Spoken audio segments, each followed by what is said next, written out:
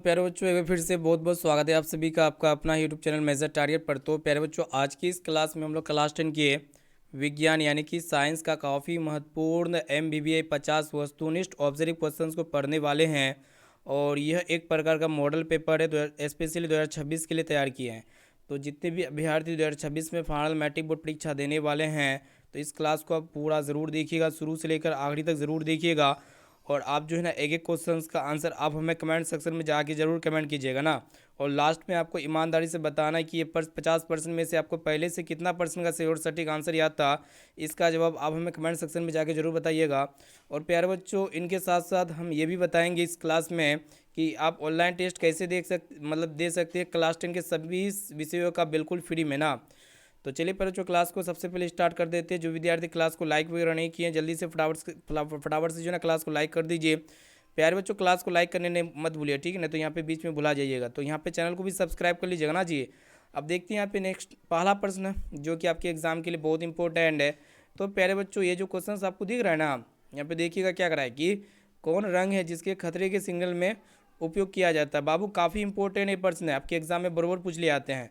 अब देखिए, ये जो लाल रंग होता है ना बच्चों, इसका उपयोग हम लोग खतरे के सिग्नल में इसलिए करते हैं क्योंकि इसका तरंगदैर्ध्य सबसे अधिक होता है और इसका विचलन काफ़ी कम होता है। और ये लाल रंग जो है ना बच्चों, बिना छितराए अधिकतम दूरी तय करती है ना, इसलिए इसका उपयोग हम लोग खतरे के सिग्नल में इसका उपयोग करते हैं, चेतावनी में इसका उपयोग किया जाता है, या फिर कोई आपात स्थिति होती है उसमें इसका उपयोग किया जाता है ना जी। और आपके एग्जाम में एक प्रश्न ये भी पूछे जाते हैं, जो इंद्रधनुष होते हैं ना उसमें जो सबसे बाहर कलर होता है, इंद्रधनुष में सबसे बाहर कौन सा कलर होता है बाबू? यही लाल कलर होता है ना। आप इसको अच्छी तरीके से याद रखिएगा, आपके एग्जाम के लिए इंपॉर्टेंट है।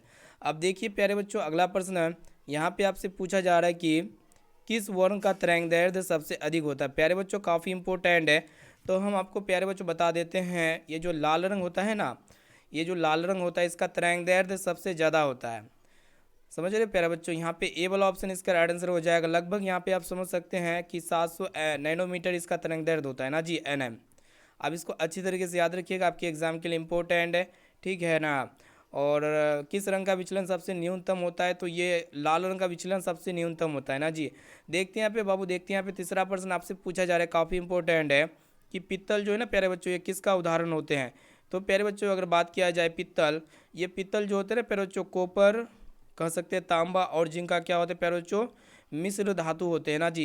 यहाँ पे देख सकते हैं ऑप्शन नंबर सी इसका करेक्ट आंसर हो जाएगा।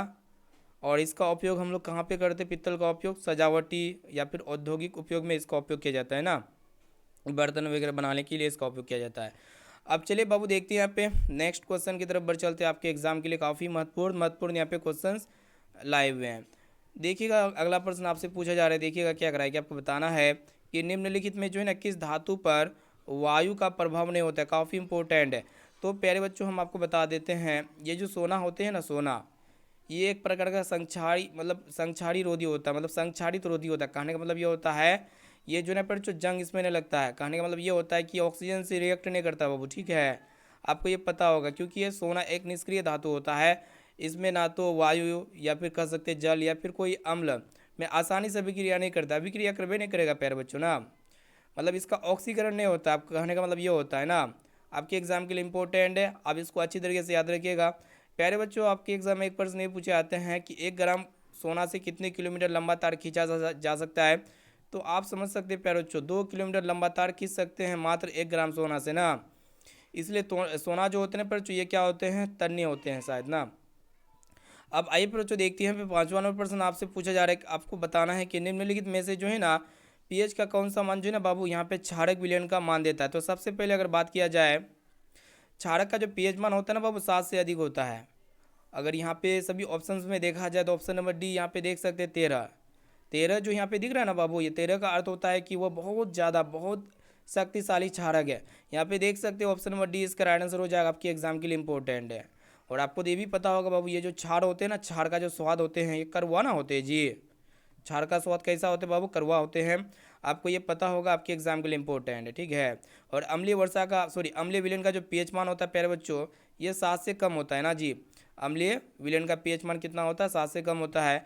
और आपके एग्जाम में तो एगो प्रश्न ये पूछे आते हैं, जो जठर रस होते हैं प्यारे बच्चों, जठर रस इसका पीएच वैल्यू अगर पूछा जाए तो आप क्या बताइएगा? तो आप बोलेंगे सर जी 1.2 होता है, यानी कि 1.2 होता है। आप इसको अच्छी तरीके से याद रखिए, आपके एग्जाम के लिए इंपॉर्टेंट है। अब चलिए पर जो देखते हैं यहाँ पे नेक्स्ट क्वेश्चन, एक एक क्वेश्चन को अच्छी तरीके से याद करते हुए जाना, एक भी क्वेश्चन को इसकी वगैरह नहीं करना है बाबू। देखिए यहाँ पे अगला प्रश्न आपसे पूछा जा रहा है कि घरेलू वायरिंग में, यानी कि हम लोग जो घर में वायरिंग करते हैं उसमें 3 को तार होते हैं ना प्यारे बच्चों। एक विद्युत में तार होते हैं, उदासीन तार होते हैं, एक भू संपर्क तार होते हैं। तो इन तारों के रंग क्या होते हैं आपको पता होगा। यहाँ पे कहने का मतलब ये होता है प्यारे बच्चों, अब देखिए 2 तार जो होते हैं ना बच्चों, एक फेस और एक न्यूट्रल होते हैं। कहने का मतलब ये होता है कि न्यूट्रल बोले तो उदासीन, फेस विद्युत में, और भू संपर्क एक होता है प्यारे बच्चों आर्थिक ना। तो ये तीनों कलर का मतलब तीनों वायर का कलर पूछ रहा है, ठीक है। प्यारे बच्चों अगर बात किया जाए जो आपका अथी होते हैं लाल होते हैं ना प्यारे बच्चों, ये क्या होते हैं? विद्युत में तार होते हैं। लाल जो होते हैं प्यारे बच्चों ये विद्युत में तार होते हैं। काला जो होते हैं बाबू ये कौन सा तार होते हैं? ये आपका उदासीन तार होते हैं ना। और ये जो हरा तार होते हैं प्यारे बच्चों ये क्या होते हैं? भू संपर्क तार होते हैं, यानी कि आर्थिंग वायर होते हैं। आपके एग्जाम के लिए इंपॉर्टेंट है, ठीक है। आप इसको अच्छी तरीके से याद रखिए, आपके एग्जाम में पूछे जाते हैं। अब देखिए आप यहाँ पे समझ सकते हैं जो विद्युत में तार होते हैं ना, इसको हम लोग गर्म तार भी कहते हैं। और ये गर्म तार का जो कलर होता है कौन सा कलर होता है प्यारे बच्चों? लाल कलर होता है ना। आप अच्छी तरीके से याद रखिएगा, आपके एग्जाम के लिए इंपॉर्टेंट है।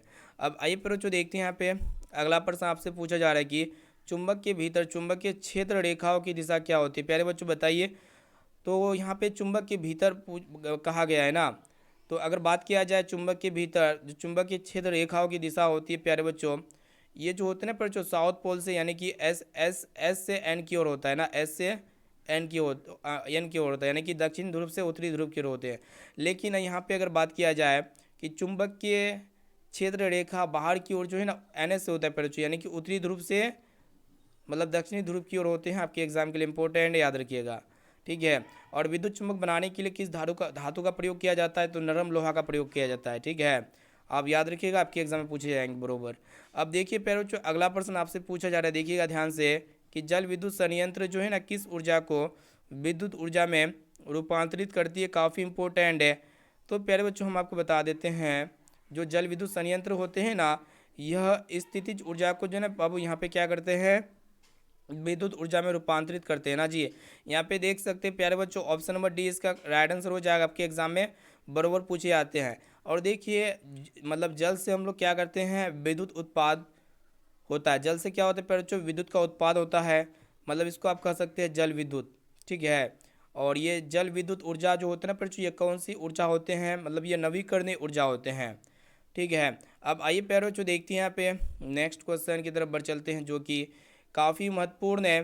प्यारे बच्चों यहाँ पे देखिएगा आपसे पूछा जा रहा है कि सिरका में जो है ना निम्न में से एक कौन सा अम्ल पाया जाता है? काफ़ी इंपॉर्टेंट है। तो सिरका में जो है ना प्यारे बच्चों एसिटिक अम्ल पाए जाते हैं ना। अगर बात किया जाए एसिटिक अम्ल का स्वाद कैसा होगा प्यारे बच्चों? खट्टा ना होगा। अम्ल का स्वाद खट्टा होता है तो एसिटिक अम्ल का भी स्वाद कैसा होगा? खट्टा ही ना होगा जी। अब देखिए अगर बात किया जाए इसका अणुसूत्र क्या होते हैं, तो एसिटिक अम्ल का जो अणुसूत्र होते हैं प्यारे बच्चों CH3COOH होते हैं ना। आप इसको अच्छी तरीके से याद रखिए, आपके एग्जाम में बरोबर पूछे आते हैं ना। और एसिटिक अम्ल एक प्रकार का जैविक अम्ल है। देखिए प्यारे बच्चों अगला प्रश्न आपसे पूछा जा रहा है, क्या कराए कि आपको बताना है कि CNG का पूरा नाम है। प्यारे बच्चों बताइए CNG, इसका जो पूरा नाम होते हैं कंप्रेस्ड नेचुरल गैस होते हैं। इसको हम लोग हिंदी में क्या कहेंगे प्यारे बच्चों? संपीड़ित प्राकृतिक गैस कहेंगे। देख सकते हैं कौन सा विकल्प में दिया हुआ है, यहाँ पे ऑप्शन नंबर बी में आपका दिया हुआ है, ठीक है। और ये CNG जो होते हैं ना प्यारे बच्चों, इसका उपयोग कहाँ पे किया जाता है? तो वाहनों के ईंधन के रूप में इसका उपयोग किया जाता है ना। यानी कि वाहनों में प्रयुक्त किया जाने वाला एक गैस कौन सी गैस होती है? ये संपीड़ित प्राकृतिक गैस होती है, आपको ये पता होगा। और ये जो गैस होते हैं ना प्यारे बच्चों, इससे पर्यावरण को नुकसान क्षति नहीं पहुँचती है ना जी। यहाँ पे देख सकते हैं ऑप्शन नंबर 20 का राइट आंसर हो जाएगा, आपके एग्जाम के लिए इंपॉर्टेंट है। अब आइए बाबू देखते हैं यहाँ पे नेक्स्ट क्वेश्चन आपसे पूछा जा रहा है, देखिएगा कि नरोरा नाभिक के विद्युत संयंत्र जो है ना ये किस राज्य में स्थित है? प्यारे बच्चों बताइए नरोरा नाभिक के विद्युत संयंत्र ये किस राज्य में स्थित है? तो अगर बात किया जाए यह एक प्रकार का बिजली संयंत्र होता है प्यारे बच्चों ना जी। और ये उत्तर प्रदेश में यमुना नदी के किनारे स्थित है। उत्तर प्रदेश बोले तो यूपी साइड में। यहाँ पे देखिएगा प्यारे बच्चों ऑप्शन नंबर सी इसका करेक्ट आंसर हो जाएगा आपके एग्जाम के लिए। और ये प्रश्न काफ़ी इंपॉर्टेंट है। अब देखिए अगर बात किया जाए भारत का जो प्रथम नाभिकीय संयंत्र है ना, नाभिकीय संयंत्र अगर बात किया जाए तो महाराष्ट्र में है प्यारे बच्चों ना। भारत का जो प्रथम नाभिकीय संयंत्र कहाँ पे है? महाराष्ट्र में है। आप इसको अच्छी तरीके से याद रखिए, आपके एग्जाम के लिए काफ़ी इंपॉर्टेंट है, ठीक है प्यारे बच्चों। अब देखिए अगला प्रश्न देखिएगा, यहाँ पे आपसे पूछा जा रहा है, देखिएगा क्या कराया कि आपको बताना है कि गोलीय दर्पण की वक्रता त्रिज्या यहाँ पे कितना दिया हुआ प्यारे बच्चों, काफ़ी इंपॉर्टेंट प्रश्न है। यहाँ पे कितना है प्यारे बच्चों, वक्रता त्रिज्या 40 सेंटीमीटर है, तो उसकी फोकस दूरी क्या होगी। तो हम लोग जानते हैं कि गोलीय दर्पण की जो फोकस दूरी होती है ना, वक्रता त्रिज्या की आधी होती है, यानी कि एफ बराबर क्या होता है प्यारे बच्चों, R/2 होते हैं ना, ये पता होगा आपको। जब यहाँ पे वक्रता त्रिज्या 40 सेंटीमीटर दिया हुआ है तो 40/2 कर देंगे तो फोकस दूरी निकल जाएगा इजीली। इसको भाग दीजिए तो यहाँ पे 20 सेंटीमीटर आ जाएगा प्यारे बच्चों ना। अब देखिए यहाँ पे कौन सा ऑप्शन में दिया हुआ है, ऑप्शन नंबर सी में आपका दिया हुआ है। आपको ये भी ध्यान में रखना पड़ेगा प्यारे बच्चों, यहाँ पे गोलीय दर्पण है, ठीक है, यहाँ पे उत्तल अवतल दर्पण नहीं है। अगर यहाँ पे बात किया जाता है कि अवतल दर्पण, तो अवतल दर्पण की जो फोकस दूरी है तो होती है प्यारे बच्चों, क्या होती है, नेगेटिव होती है ना। अवतल दर्पण की फोकस दूरी नेगेटिव होती है। अगर यहाँ पे बात किया जाए उत्तल दर्पण, उत्तल दर्पण की जो फोकस दूरी होती है वो बाबू क्या होती है, पॉजिटिव होती है। दोनों को अच्छी तरीके से याद रखिए, आपके एग्जाम में बरोबर पूछ ले आते हैं। अब आइए प्यारे बच्चों देखते हैं यहाँ पे अगला प्रश्न जो कि बहुत इंपॉर्टेंट है। प्यारे बच्चों यहाँ पे आपसे पूछा जा रहा है कि आवर्धक का ऋणात्मक मान कब बताता है, बताइए। यानी कि ये मैग्नीफिकेशन जो होता है ना, उसका वैल्यू नेगेटिव कब आता है। तो इसके लिए जो है ना प्यारे बच्चों, वस्तु के सापेक्ष प्रतिबिंब उल्टा होगा तब। यहाँ पे देखिएगा कौन सा ऑप्शन में दिया हुआ है, ऑप्शन नंबर ए में आपका दिया हुआ है ना जी। यहाँ पे ए वाला ऑप्शन जो है ना, इसका राइट आंसर हो जाएगा, आपके एग्जाम के लिए इंपॉर्टेंट है। अब देखिए ऋणात्मक आवर्धन का मतलब क्या होता है। यहाँ जो ऋणात्मक आवर्धन है, इसका मतलब जो होता है ना, प्रतिबिंब उल्टा होगा और वास्तविक होगा ना जी, जैसे कि अवतल दर्पण में होता है ये कंडीशन। यहाँ पे ऑप्शन नंबर ए जो है ना, इसका राइट आंसर हो जाएगा, ठीक है। और वास्तविक प्रतिबिंब जो है ना प्यारे बच्चों, हमेशा उल्टा होते हैं, और काल्पनिक प्रतिबिंब जो होते हैं प्यारे बच्चों, हमेशा कैसा होते हैं, सीधा होते हैं। तो दोनों बातों को याद रखिएगा। देखिए प्यारे बच्चों अगला प्रश्न आपसे पूछा जा रहा है कि वास्तविक वस्तु का आभासी प्रतिबिंब बनता है, तो प्यारे बच्चों बताइए। तो अगर बात किया जाए तो समतल दर्पण में बनता है, उत्तल दर्पण में बनता है, अवतल दर्पण में बनता है। ये सभी दर्पण में जो है ना वास्तविक वस्तु का आभासी प्रतिबिंब बनता है, यानी कि काल्पनिक प्रतिबिंब भी बनता है, ठीक है। यहाँ पे देख सकते हो ऑप्शन नंबर डी आपका दिया हुआ, ऑप्शन नंबर डी इसका राइट आंसर हो जाएगा, ठीक है। और ऐसे में जो अवतल दर्पण होते हैं ना, कुछ ऐसे केसेस होते हैं, कुछ ऐसे दिशा होते हैं जहाँ पे जो है ना प्रतिबिंब आभासी भी बनता है, स्पेशल केस में। यानी कि जब वस्तु को हम लोग कहाँ पे रखेंगे, ध्रुव और यहाँ पे समझ सकते हैं फोकस के बीच में ना, तब प्रतिबिंब बनेगा प्यारे बच्चों आभासी, ठीक है। आपको ये पता होगा शायद ना, नहीं पता है तो याद कर लीजिएगा, ठीक है बाबू। देखते हैं यहाँ पे नेक्स्ट क्वेश्चन की तरफ बढ़ चलते हैं। अगला प्रश्न जो कि आपके एग्जाम के लिए काफ़ी इंपॉर्टेंट है प्यारे बच्चों, यहाँ पे देखिएगा कि पुतली के साइज को नियंत्रित करने वाला जो गहरा पेशी या डायफ्राम क्या कहलाता है, काफ़ी इंपॉर्टेंट है। तो उसको हम लोग आइरिस कहते हैं, जिसे हिंदी में हम लोग परितारिका के नाम से जानते हैं। ये आँख में स्थित वह रंगीन पेशी होती है जहाँ पे पुतली के आकार को नियंत्रित करती है, यानी कि कंट्रोल करती है प्यारे बच्चों। यहाँ पे देख सकते हैं ऑप्शन नंबर ए में आपका दिया हुआ है ना। और आपके एग्जाम में एगो तो प्रश्न ये भी पूछे जाते हैं कि आँख में कौन प्रकाश की मात्रा को नियंत्रित करती है, तो पुतली करती है प्यारे बच्चों ना, पुतली, ठीक है। आप अच्छी तरीके से याद रखिए, आपके एग्जाम में प्रश्न पूछे जाते हैं। अब देखिए मानव नेत्र के जिस भाग पर किसी भी वस्तु का प्रतिबिंब बनता है, तो उसको हम लोग जो कहेंगे ना बाबू, क्या कहेंगे, और रेटिना ना कहेंगे जी। देखिए यहाँ पे अगला प्रश्न आपसे पूछा जा रहा है, क्या करा है कि ऊर्जा के सभी रूप में अनंत स्रोत किसे माने जाते हैं, काफ़ी इंपॉर्टेंट है। अब देखिए बच्चों, ये जो सूर्य है ना, सूर्य, ये ऊर्जा के सभी रूप में अनंत स्रोत माने जाते हैं, इसीलिए यह एक प्राकृतिक है प्यारे बच्चों, नेचुरल है, समझ रहे प्यारे बच्चों। और इससे जो है ना क्या क्या प्राप्त होती है, हमें सौर प्राप्त होती है, बोले तो सोलर एनर्जी प्राप्त होती है। और इनके साथ साथ हमें पवन ऊर्जा की प्राप्ति होती है, और भी यहाँ पे जल की प्राप्ति होती है। सभी की प्राप्ति जो है ना कहाँ से होती है, सूर्य से होती है। और सूर्य से जो है ना हमको विटामिन डी की भी प्राप्ति होती है ना जी। अब देखिए यहाँ पे अगला प्रश्न आपसे पूछा जा रहा है, क्या कराए कि नाभिकीय ऊर्जा प्राप्त करने के लिए आवश्यक है। तो प्यारे बच्चों आपको तो पता होगा, नाभिकीय ऊर्जा प्राप्त करने के लिए यूरेनियम का आवश्यक होता है, इसका विखंडन किया जाता है ना। इसका विखंडन से क्या प्राप्त होती है, नाभिकीय ऊर्जा प्राप्त होती है। यहाँ पे देख सकते हैं ऑप्शन नंबर सी इसका राइट आंसर हो जाएगा, आपके एग्जाम के लिए काफ़ी इंपॉर्टेंट है। अब आइए बाबू देखते हैं यहाँ पे नेक्स्ट क्वेश्चन आपसे पूछा जा रहा है कि पवन चक्कियों से उपयोग पर ऊर्जा प्राप्त करने के लिए पवन की जो न्यूनतम यहाँ पे चाल होनी चाहिए या फिर वेग होनी चाहिए, कितनी होनी चाहिए। अब देखिए प्यारे बच्चों, पवन चक्की को चालू करने और विद्युत उत्पादन करने के लिए कम से कम जो है ना 15 किलोमीटर पर आवर पवन वेग की आवश्यकता होती है, जो कि देख सकते हैं यहाँ पे बी वाला विकल्प इसका राइट आंसर हो जाएगा, आपके एग्जाम के लिए काफ़ी इंपॉर्टेंट है। और ये पवन ऊर्जा जो होते हैं ना प्यारे बच्चों, ये क्या होते हैं, एक प्रकार का नवीकरणीय होते हैं ना। पवन चक्की किस ऊर्जा को विद्युत में बदलती है, तो गतिज ऊर्जा को विद्युत में बदलती है, ठीक है। अब याद रखिएगा प्यारे बच्चों, और ये पवन चक्कियों का देश किसे कहा जाता है, ये भी प्रश्न आपके एग्जाम में पूछे गए हैं। तो डेनमार्क को जो है ना पवन चक्कियों का देश कहा जाता है, ठीक है प्यारे बच्चों। अब देखते हैं यहाँ पे नेक्स्ट क्वेश्चन की तरफ बढ़ चलते हैं, काफ़ी महत्वपूर्ण है प्यारे बच्चों। यहाँ पे देखिएगा क्या कराए कि आपको बताना है कि धातुओं में धारावाहक होते हैं। बाबू बताइए, धातुओं में जो धारावाहक होते हैं ना, मुक्त इलेक्ट्रॉन होते हैं। देख सकते हैं कौन सा ऑप्शन में दिया हुआ है, बी वाला ऑप्शन में दिया हुआ है। यानी कि जो भी धातु होते हैं, जो भी मेटल होते हैं ना, उसमें मुक्त इलेक्ट्रॉन स्वतंत्र रूप से गति करती है और इससे विद्युत धारा का वहन होते हैं प्यारे बच्चों ना। और आपके एग्जाम में तो एगो प्रश्न भी पूछे आते हैं, ये जो इलेक्ट्रॉन होते हैं ना बाबू, इलेक्ट्रॉन पे कौन सा आवेश होता है, तो इसमें ऋणात्मक आवेश होता है, यानी कि नेगेटिव होता है बाबू, ठीक है, आपको पता होना चाहिए। और ये इलेक्ट्रिक करंट जो होता है ना पर जो किसकी गति है, तो इलेक्ट्रॉनों की गति है। अब देखिए प्यारे बच्चों, अगला प्रश्न आपसे पूछा जा रहा है कि टिंडल प्रभाव जो है ना प्रकाश की कौन सी परिघटना है। प्यारे बच्चों आपको तो पता होगा, ये प्रकाश प्रकीर्णन घटना है, प्रकाशीय प्रकीर्णन। देख सकते हैं ऑप्शन नंबर डी इसका राइट आंसर हो जाएगा, प्रकाश का प्रकीर्णन परिघटना है, ठीक है, टिंडल प्रभाव।